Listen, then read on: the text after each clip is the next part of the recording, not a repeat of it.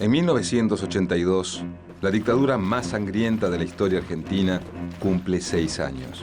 El 30 de marzo de ese año, Buenos Aires se prepara para vivir otra jornada de represión.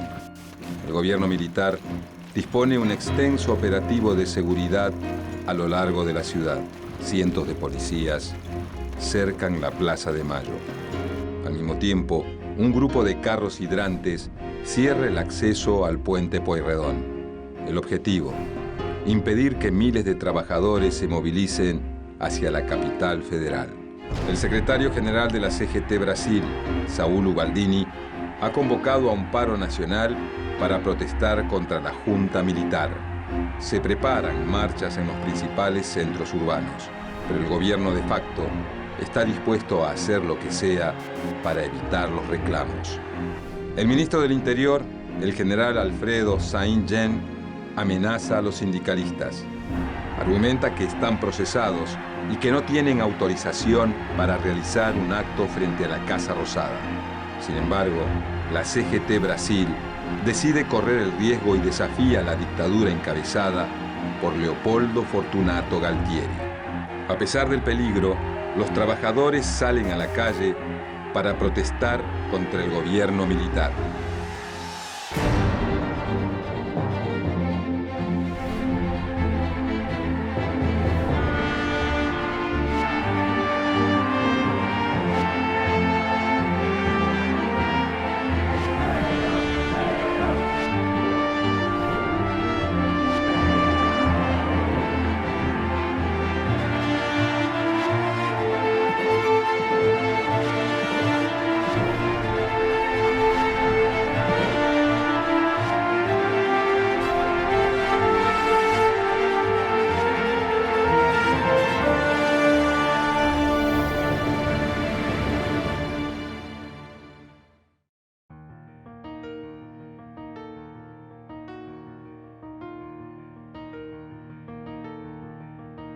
El 24 de marzo de 1976, la Junta Militar, encabezada por el teniente general Jorge Rafael Videla, asume el poder.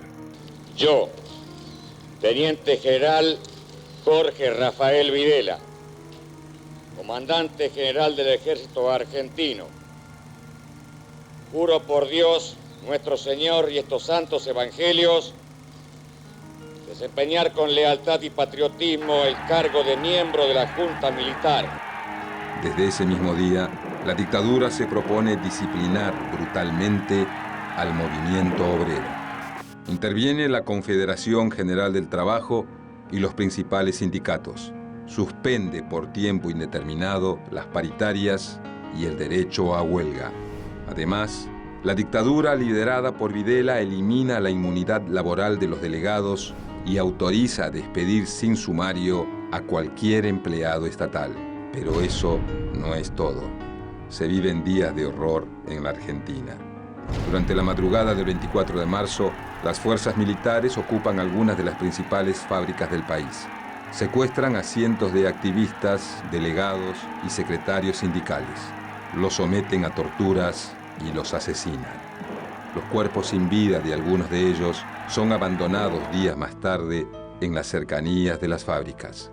Se evidencian claros signos de tortura. Es una amenaza directa para sus compañeros y un aviso para todo aquel que se proponga resistir a la dictadura. Mientras tanto, los delegados y activistas que desaparecen jamás volverán a ser vistos. En su discurso, el 30 de marzo de 1976, Videla acusa a los sindicalistas de ser responsables de las dificultades que vive el país. Los hombres volcados a la acción gremial deben tomar conciencia que el funcionamiento de la verdadera democracia impone límites a la actividad de esfera de competencia de todos los sectores. La violación de dichos límites en los distintos campos de la vida nacional fue precisamente una de las causas de la grave crisis que sufrió la República. La represión contra los gremialistas está centrada en las grandes plantas industriales. Dentro de la actividad industrial, los gremios más afectados son los metalúrgicos y los mecánicos. También apuntan a los trabajadores de servicios públicos esenciales. El blanco son los empleados de transporte, los ferroviarios y los agremiados en Luz y Fuerza, sectores que históricamente habían sido pilares de la organización sindical. El gobierno de facto cuenta con la colaboración de los empresarios que entregan listas con los nombres de los delegados sindicales más combativos. La ocupación militar es permanente en las fábricas, donde existía una fuerte organización gremial. La dictadura instaura el terrorismo de Estado en todo el país. Mientras tanto, aplica una serie de medidas que cercenan los derechos laborales y recibe el apoyo de los grandes empresarios.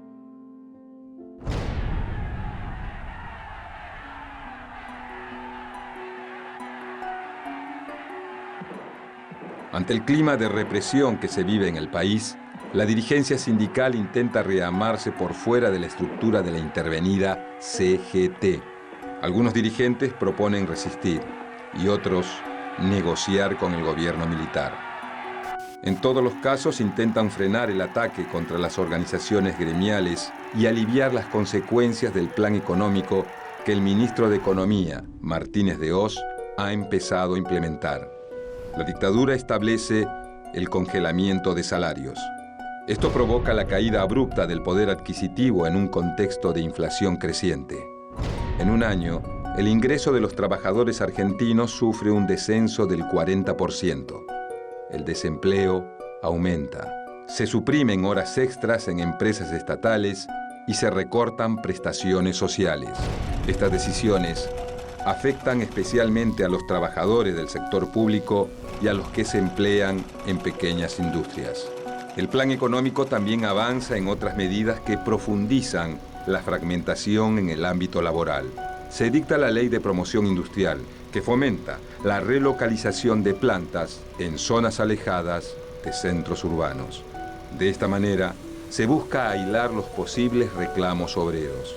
Así, la desocupación aumenta en las zonas tradicionales, donde el sindicalismo mantiene su influencia. El clima de terror dificulta enormemente la organización de los trabajadores. Sin embargo, se producen novedosas medidas de protesta encabezadas por grupos con reducida coordinación e impacto. Se reconocen inspiradas en la resistencia peronista llevada adelante a partir de 1955. Son llamadas trabajo a tristeza y consisten en presentarse en el lugar de trabajo, pero sin desarrollar las tareas o hacerlas a desgano, alegando tristeza por la situación del país o de la empresa, o reclamo individual en serie, acción en la que los trabajadores, uno a uno, solicitan reunirse con la patronal para plantear el mismo reclamo. Así, eluden la prohibición de la protesta en conjunto. Son los modos que los obreros encuentran para hacer sentir su voz. Otra forma es alterar la producción justificándose en olvidos o errores. De esa manera, generan pérdidas para las empresas o para el Estado. Pero hay un caso específico dentro de la resistencia a la dictadura. El sindicato de Luz y Fuerza enfrenta abiertamente al gobierno de facto. El conflicto se inicia en 1976, cuando 260 personas son despedidas de la empresa estatal de energía Segva. Poco después, 3 empleados son secuestrados por grupos de tareas. En respuesta, los trabajadores deciden movilizarse. Más de 36.000 hombres realizan huelgas y se manifiestan en distintas ciudades. Pero la Junta Militar continúa con la represión. En enero de 1977 se implementa la Ley 21.400 de Seguridad Industrial, que determina penas de hasta 10 años a toda persona que instigue a otra a participar de una huelga. Esta ley no intimida a los trabajadores que continúan con sus reclamos. El gobierno, entonces, contraataca. 6 gremialistas de Luz y Fuerza son secuestrados por grupos de tareas. Y el 11 de febrero de 1977, la Junta Militar secuestra al líder del sindicato, Oscar Smith. Estas acciones infunden aún más terror en la clase trabajadora. El mensaje de esta oleada represiva es contundente. Plantear medidas de fuerza puede costar muy caro.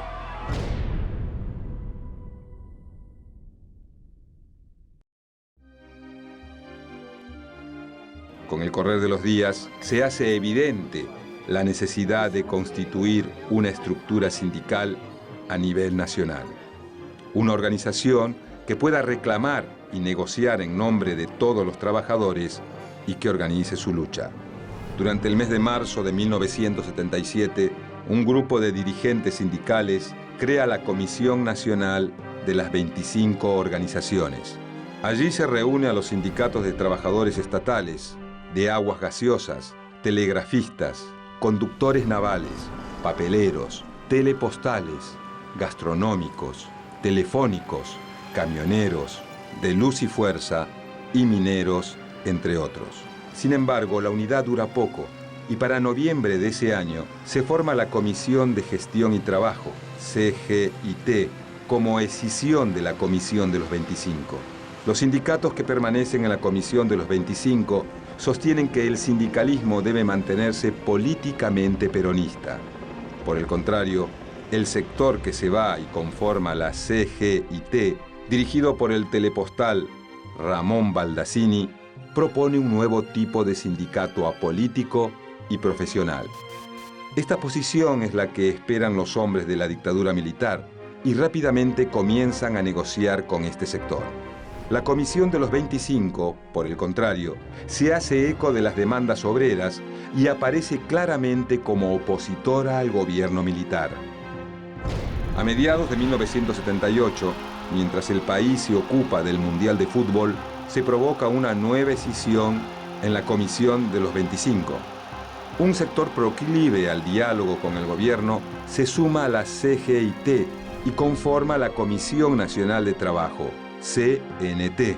Liderados por Baldassini, sus principales dirigentes son Jorge Triaca, de los plásticos, Armando Cavalieri, de empleados de comercio, y Luis Barrionuevo, de los gastronómicos. Por el contrario, los sindicalistas que continúan en la Comisión de los 25 se resisten a la dictadura y no reniegan de su origen peronista. Sus líderes son Raúl Ravitti, de la Unión Ferroviaria, José Rodríguez, de Esmata, y Ricardo Pérez, de Camioneros. Sin embargo, entre ellos, se destaca el dirigente de los cerveceros, un pequeño gremio que tiene solo 6.000 afiliados.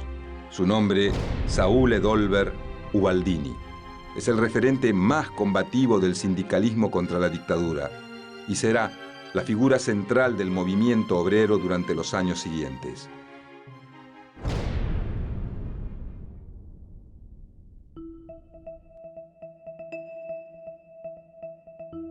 En abril de 1979, el dictador Jorge Rafael Videla recibe una noticia inesperada. Los sindicalistas agrupados en la Comisión de los 25 deciden desafiar al gobierno dictatorial y la vigencia del estado de sitio. Llaman a un paro general para el 27 de abril. 3 días antes de la huelga, el general Albano Arguindegui convoca a los líderes de la Comisión de los 25 a un diálogo en el Ministerio de Trabajo. Pero se trata de una trampa. Al salir de la reunión, los dirigentes son detenidos y encarcelados bajo la acusación de violar el estado de sitio. Con esa acción, los militares creen haber detenido el paro. Sin embargo, a pesar de las dificultades, la huelga es exitosa en distintos sectores del Gran Buenos Aires. Esto prueba que más allá de la represión, el sindicalismo peronista todavía mantiene su fuerza. Gracias a la presión de la Organización Internacional del Trabajo y de organizaciones sindicales de todo el mundo, la Junta Militar libera a los dirigentes gremiales de la Comisión de los 25.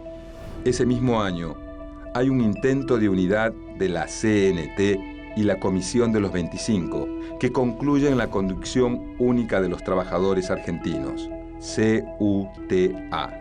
Pero los militares actúan contra esa unidad. En noviembre de 1979 sancionan una nueva ley de asociaciones profesionales que está destinada a barrer con la organización sindical.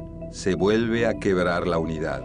El corazón de esta medida es la disolución de las organizaciones de tercer grado, es decir, se impide la formación de una Central Nacional de Trabajadores como la CGT.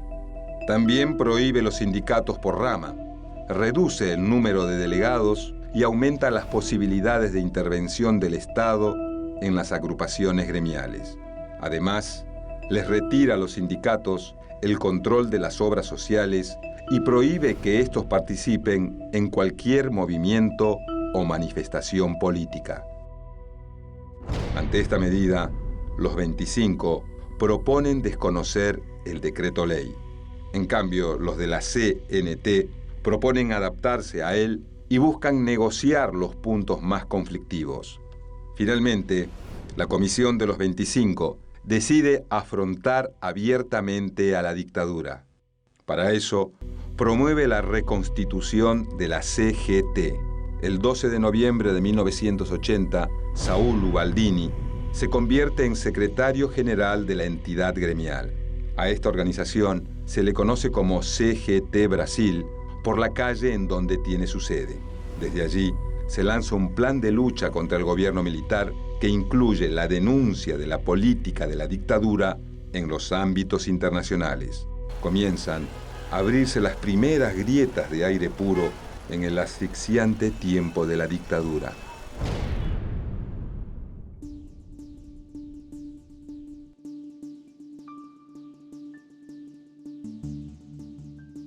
En julio de 1981 se celebra la Asamblea número 67 de la Organización Internacional del Trabajo en Ginebra.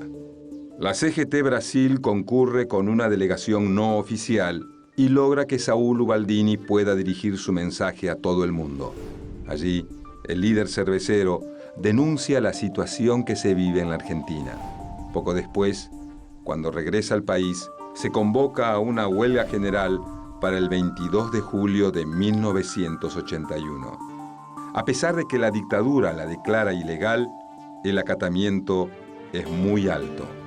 Los militares responden con violencia y encarcelan a gran cantidad de sindicalistas, pero el gremialismo vuelve a tener presencia en las calles.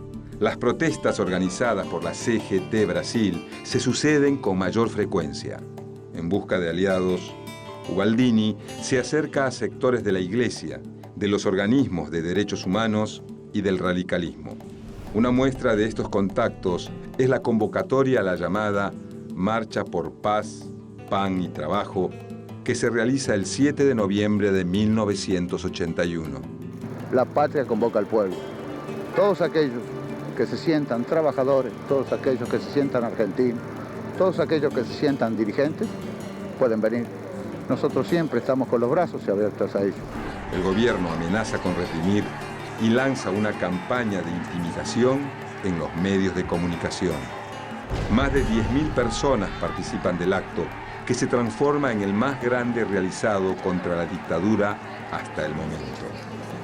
Buscamos el alma, el sentimiento que debe tener la Confederación General del Trabajo, donde la defensa de los derechos del trabajador sea prioridad una. Y nosotros luchamos por eso, contra la desocupación, contra los salarios de hambre. Tanto funcionando en nuestro local, porque es nuestro de los trabajadores, tanto funcionando aquí en Brasil, o si no en una plaza o en una esquina. Pero nunca vamos a perder los valores reales que tiene el trabajador y el sentimiento, no solamente de aglutinarse para defenderse, sino para defender los intereses de los demás y de la patria misma. El éxito de la marcha se completa con los signos de debilidad que empieza a mostrar el régimen.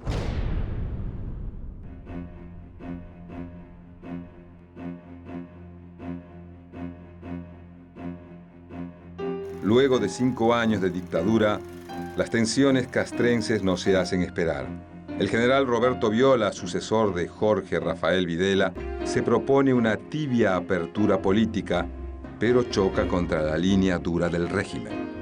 En diciembre de 1981, el general Leopoldo Fortunato Galtieri, representante de este sector, asume la presidencia, pero la CGT Brasil continúa con su lucha. Anuncia una jornada de paro y movilización para el 30 de marzo de 1982. El gobierno recuerda la vigencia del estado de sitio y declara la ilegalidad de la huelga. Pese a las amenazas, Ubaldini encabeza una multitud entre las que se encuentran peronistas, radicales y distintas organizaciones de derechos humanos. Además, la protesta repercute rápidamente en distintas ciudades del interior del país. Miles de personas quieren decirle basta a la dictadura, pero la respuesta no se hace esperar. El gobierno de facto reprime con ferocidad a los manifestantes. Y fuimos detenidos en la calle San José Hipólito Yrigoyen. Era la presa más buscada en ese día para los represores. Miles de personas son heridas y otras detenidas.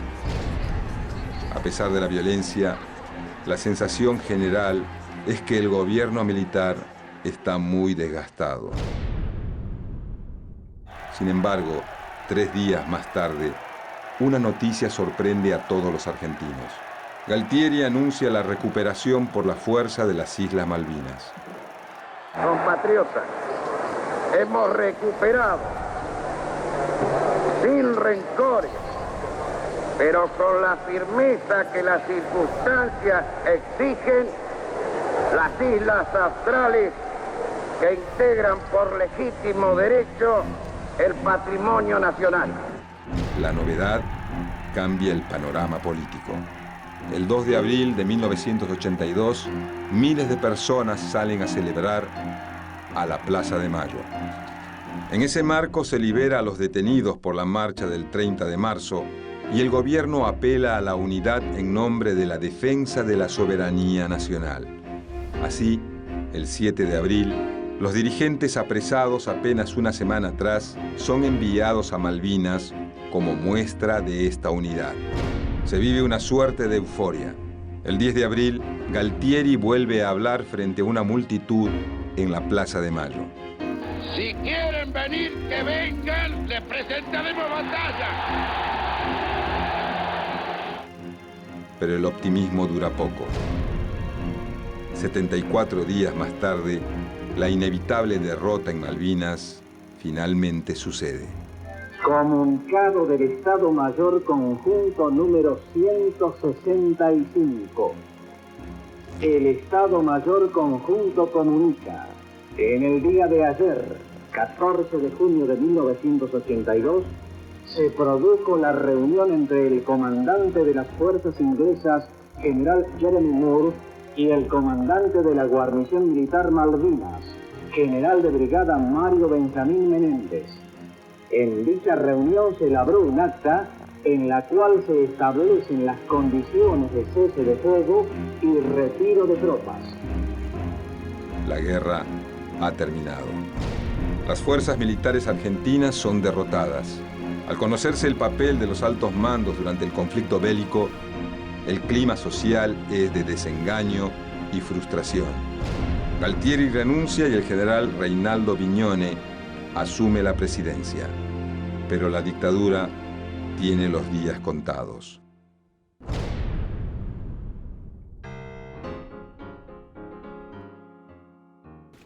Hacia fines de 1982, los militares han perdido todo el apoyo. Por un lado, se empiezan a conocer los primeros testimonios sobre la represión ilegal de la dictadura. Por otro, la crisis económica, el empeoramiento de las condiciones de trabajo y el cierre de fábricas agitan la protesta social. La CGT Brasil profundiza su lucha. Organiza protestas y movilizaciones de gran masividad. El 6 de diciembre se convoca a una huelga general. En esta ocasión, los sindicatos vinculados a la CNT, reunidos en la llamada CGT Azopardo, adhieren por primera vez a una medida de fuerza contra el gobierno militar. 10 días más tarde, se realiza la Marcha por la Democracia, a la que asisten más de 100.000 personas. Durante el año 1983, los trabajadores continúan con sus reclamos y se producen 2 nuevos paros generales, el 28 de marzo y el 4 de octubre, con un muy alto acatamiento. Finalmente, El 16 de octubre de 1983, 2 semanas antes de los comicios, las dos centrales obreras se unifican. Combativos y dialoguistas confluyen bajo la misma sigla de CGT. Saúl Ubaldini queda a cargo de la conducción. Luego de más de 7 años de horror, se abre una nueva etapa para el movimiento obrero. Según el informe de la Comisión Nacional sobre la Desaparición de Personas, CONADEP, más del 30% de los desaparecidos durante la dictadura son trabajadores. En 1983 comienza un nuevo tiempo en el que los trabajadores continúan con sus luchas, pero nunca más bajo la amenaza de la cárcel o la desaparición, sino en el marco del Estado de Derecho, con profundas heridas, con miles de desaparecidos, con resistencias heroicas, silenciosas, a veces invisibles, pero también con contradicciones y desafíos. El movimiento obrero empieza a recorrer el nuevo camino de la democracia. Atrás quedan la derrota, la sangre y el terror.